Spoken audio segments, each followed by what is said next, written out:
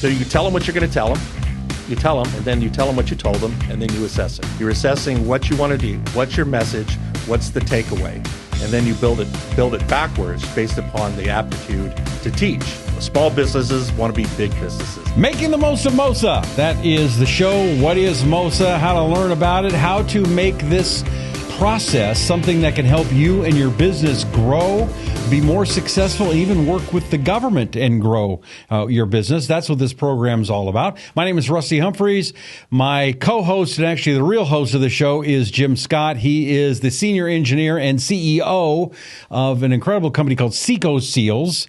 And Jim, what does Seco Seals do before we get into Mosa?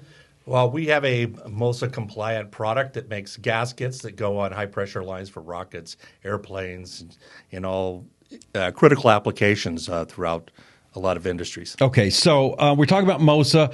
What is Mosa? Let's get that out of the way, and then we're going to talk about something that's really important, and that is how to educate people in being more proficient in Mosa. But what is Mosa again, and what are we here talking about? It's a modular open source approach, which means keep it really simple in bite-sized pieces so that you can get things done, that you can scale, because small businesses want to be big businesses. Right. And then we break it down into controllable components and move the ball along so we can look at it and convey that information to our employees, our staff, and the customers. Okay, well, this is a very important program because educating people about what Mosa is, and then even more so employees what Mosa is, that's pretty important. And we were with a couple of congressmen the other day. Right. And even they didn't know what Mosa was, which is one of the reasons that we were there to meet them, was to help educate them, to teach them why this is so important for Congress. And for me, and I'll let you talk about why it's important, but for me, what's important about it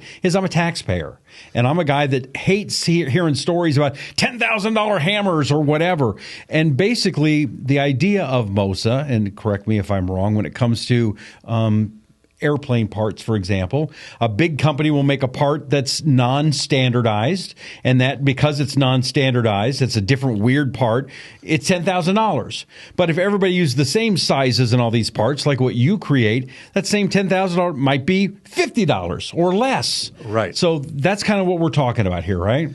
Yes. It started off it became critical, I think, in 2018 with computer interfaces, computers talking to each other. And they've had some real compatibility problems for a long time with computers. This can't talk to that. This computer can't talk to that. So you have mission failure on a lot of things. So I remember there was a Land Rover in Mars that they put in metrics instead of the English, and it messed the whole thing up and it crashed. And I mean, it's a little bit different, but again, it's the same concept that they weren't standardized. Right. Well, you want to be able to upgrade, and you have to break it down into modules so you can evaluate the modules and keep track of where everything – because you have your home computer, right? Right. And all the time you're doing updates and updates and updates. And it's just a little computer, not some fancy schmancy, airplane or rocket or system-wide – thing that controls hundreds of thousands of people. Right. So when you're talking modules, let's use McDonald's for an example, because we can all, or just any fast food restaurant, comparing it to what you're talking about. The French fry station would be a module. The drink station would be a module. The burger station would be a module. Would that be correct? Yes. Okay, so you standardize the fries, you standardize the drinks, you standardize the hamburgers, and now how would you do that same kind of thing with your business and then doing it over and over again in a way that you can show the government how you do it? Right. We know all the components. We know the process to cook the French fries. And then if we serve bad French fries, we can correct what's wrong. The fryer's not hot. We can make corrective actions. And then we can evaluate each station, whether in a financial sense, whether it's making money. Do we have downtime? Is a fry machine down? Just like a computer's down. Do you have a flat tire? Now, there is a congressperson, is it Congresswoman Fox, who actually understands Mosa pretty well. Is that correct? Well, I don't know. I have not met her yet. Okay. But she's in charge of Congressional Committee on Education and the workplace. Okay. So it appears that she's in charge of conveying information and standardizing technology to flow down, because the workplace is constantly is in rapid change, and with AI, it's going to change more rapidly in the future. Right. It's a critical pivot point for a flow through to implement Mosa. Implementing Mosa would cause less headaches in flow down. I'm sure she have their own educational processes. Okay, so I think about companies that I consult. I consult a number of companies that do a lot of sales, and they've got sales meetings every day. It's very repetitive. It's the same stuff over and over and over and over and over again. But you're trying to encourage institutions and businesses to use an open source education platform. How would you do that? What do you think would be the best way to do something and encourage more Mosa education? Well, I'm sure they have it, but it's like you have 90% of your textbook objectives in a STEM program, like math, already written. But you kind of need to customize it to the people you're talking to, whether it's an age group, their ability, their third grader, fifth grader, high school. Well, even in a workplace, what's their vocabulary? What's their understanding? What is their base of information that they come in, and you just can't have somebody do heart surgery from scratch. Right. They have to have some pre-qualifications, and then you have to assess them, what they know before, and then teach them or educate them, and then see if there's a retention of that information. And then you have some metrics.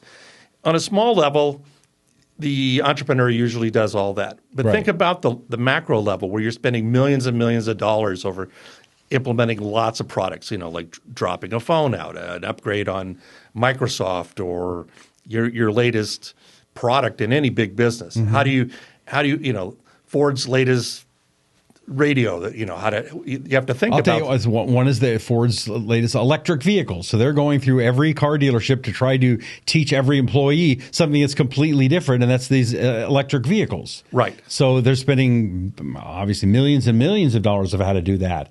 So I'm guessing, so that's what you're talking about. Right, because you have to determine on the caliber or the aptitude of the people that you're teaching. Not all methods work the same on all people. Right. To convey that. And then just because they get it now doesn't mean they get it later. Maybe you have to have reinforcement. And they have to have buy-in, most importantly. Right. They have to buy in. They got to understand it, not just give you lip service. And you have to – and then you have – whatever your objective is by teaching them this, let's say the objective is to sell cars. Right. Right. And so it's not so important that they know it. It's the point that they could use the information to sell the car. Is the goal. So Mosa says you find out where you want to go land, and you build your bridge to get there. So you say, I want to sell electric vehicles, and then you go backwards. With these people, and then you have to devise a system. So maybe Ford or GM, they come down with here's our basic module, but here in the desert, maybe they have a slightly different set of questions. We don't have snow. Right. Right, it's a long distance between here and there. Right, how do we do the recharge, and they mitigate all the questions that an actual user might have. Okay, and so we have to train them to answer those so they don't go, I don't know. Right. It's very funny you bring that up because one of my clients is a very large number of Ford dealerships, and I've been watching them try to train people on electric vehicles, and even the people that are coming in from Ford. They're all having a problem because there's some miscommunications here and there and here and there. And so they're trying to figure out how to make all of that work. And it's got to be frustrating. And how would you fix that?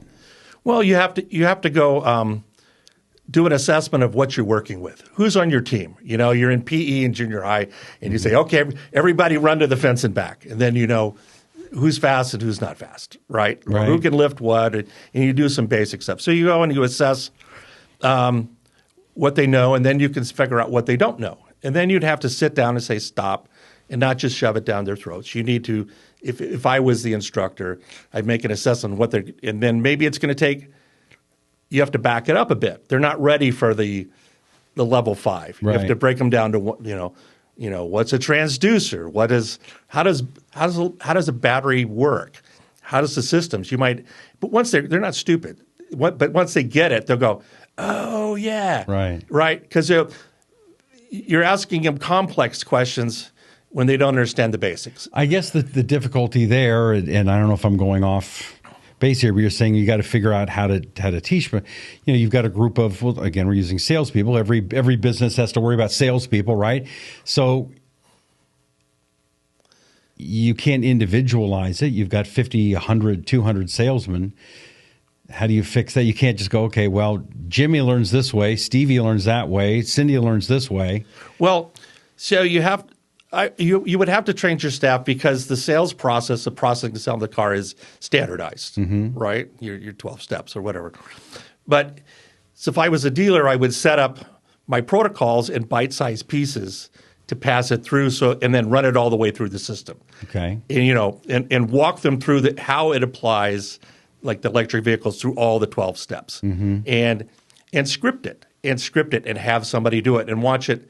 I've got to read through something 10 times before I get it. If you've ever been in a community theater or play, you have to practice your lines, right? And then you can do it on the fly. Salesmen are good about adapting and reading the customers and getting them what they want. Right. I did buy one of those Ford electric vehicles, and I never thought I would. It's called a Ford Mach-E GT. These things are crazy, super fast, and the things drive themselves.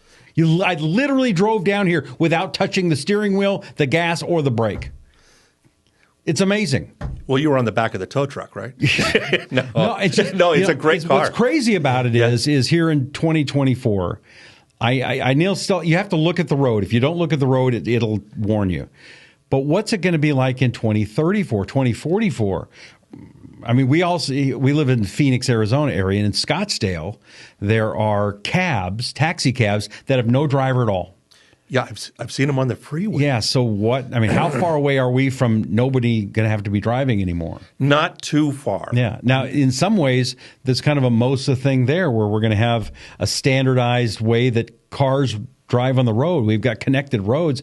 I would think that when you have connected cars on everything, accidents might go down because if it's just computers talking to each other in a standardized way, and talking to this car and to this car and to that car, probably a lot less accidents are going to happen. As accidents that we know today, yes. Right. Well, I mean, most accidents are driver caused. Right? Right. So I'm just wondering, and again, that was kind of a Mosa thing, right? Where they're going to be standardized programs, because if you don't have standardized programs, the Tesla's not going to be able to communicate with the Ford, not going to be able to communicate with the Mercedes. They have to have a standardized communication system to be able to talk to each other. Well, they have a standardized communication, or they have a standardized assessment system of a radar that says, oh, they're slowing down. I'm slowing down too. And so those are standards. I'm sure that and they have to have reflective materials. And as I understand, like the Tesla, it was a master data collection of learning how people drive, how it all fed through one system. So they have a pretty good model on how people drive and what a safe space distance is. And they're going to use that information to help program the next generation. I think we're not too far from driverless cars, at least around here. And would you connect that with the Mosa standardized thing? Is that the same kind of thing we're talking about? Yes, they have to talk to each other. I imagine they will. But the concept of the Mosa is that it's broken down into modules, and they're open source. Okay. And it's the sharing of ideas makes a greater good. Right. Is that the most important thing when it's Mosa? It's the modular open source. Is it the open source part that's the most important because everybody knows what everybody else is doing? Well, that their communication, that they can talk to each other. You can have your proprietary pile. The Ford doesn't have to look like the Toyota. Right. But there have to be some compatible parts so they can talk to each other. It's like you have a satellite radio, your radio, AM, FM. It's all, in a open source, being a certain wavelength and on a simple level, or Sirius XM. Everybody has Sirius XM, so they really can all talk to. OnStar is all the same. Right.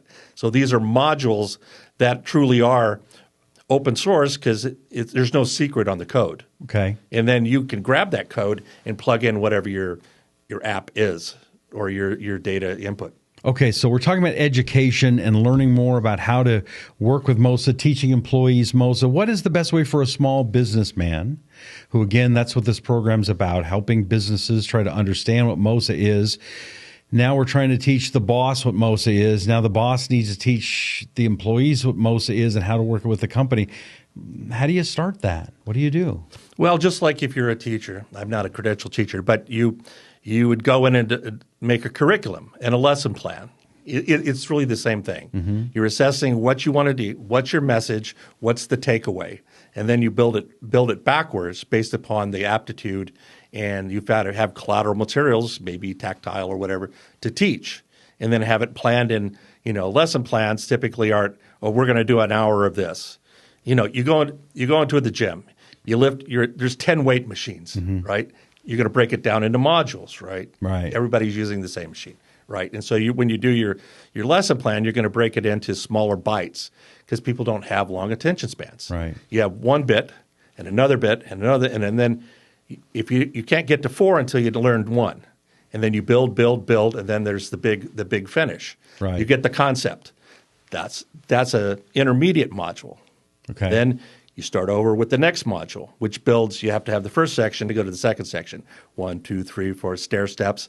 Got that. Right. And at the end, so you tell them what you're going to tell them.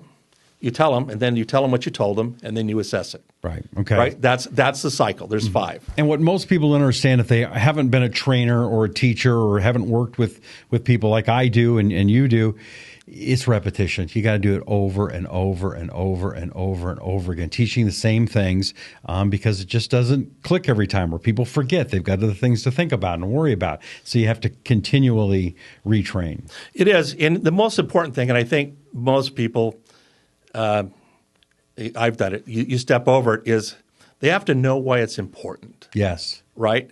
And you have to have buy-in from everybody, because one person who doesn't get it is going to be yapping in the back. They don't get right. it. But, I work in critical flight applications. So everything is important. So everybody has buy-in from the time they walk in to the time they walk out the door. Mm-hmm. And then probably they still think about it. Right. And so whatever you're doing, don't even start until everybody gets it, how important and why we have to do this.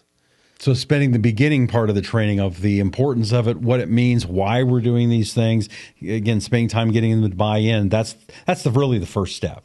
Yeah. Why do we have to get up so early?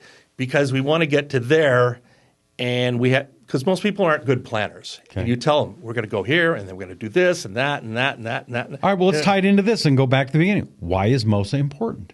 It helps organize. It forces you to organize your business so you could break it down, so you can look at it and find out where your pain points are, where you're losing money. You'll be making money, and then you have your system breaks down. So you can break it down and evaluate it and make some changes so the thing runs smoother for you, your employees, and your customers. Okay, so that's the why. What is the benefit of that? You make more money because we're passionate about saving taxpayer money. Right. Right.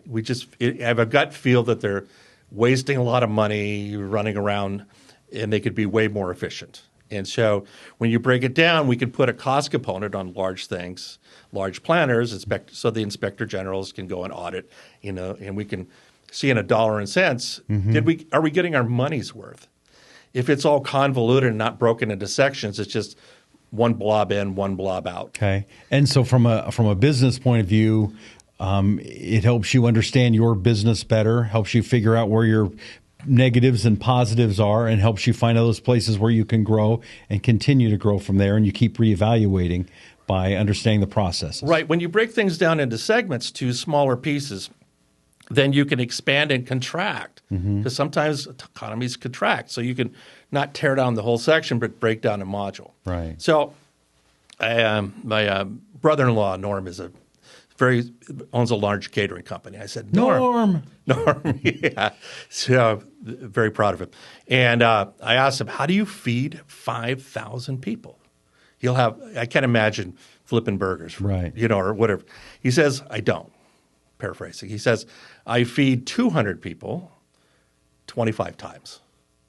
Okay. So his thing is set up in 200s and then 50s and 10s, right? Mm-hmm. And so he's using module to scale the event, whether it's 10 people, 100 people, the recipes are, and he has all his recipes and all the things, the collateral materials he'd use.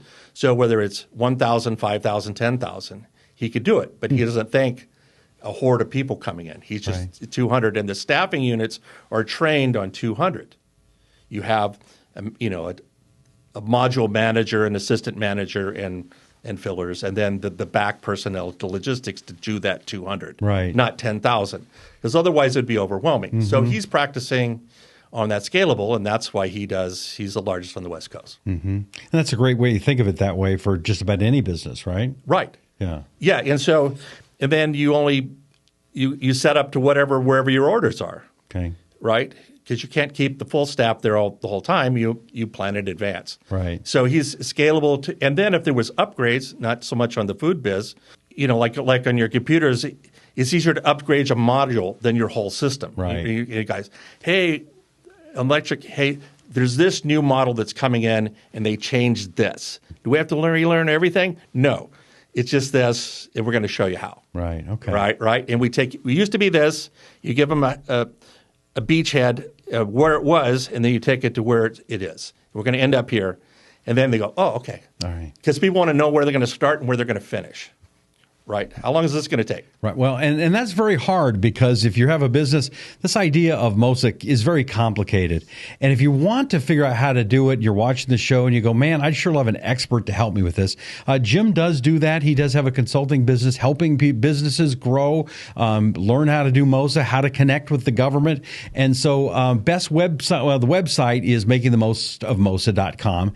Is there an email address you like people to go to? Yeah, it's info at making the most of Mosa. Okay, info at makingthemostofmosa.com. Also, would you do us a favor, please? Would you hit that like button and that share button and that subscribe button so not only do you not miss any of these, but you let other people know that we're around and help your other business friends to learn more about this show and hopefully learn more about Mosa and be able to grow and expand their business, making their business better, more profitable, and maybe even be able to make it with working with the government. Anyway, until next time, my name is Rusty Humphries. That is Jim Scott, and this is Making the Most of Mosa with Jim Scott. Thank you.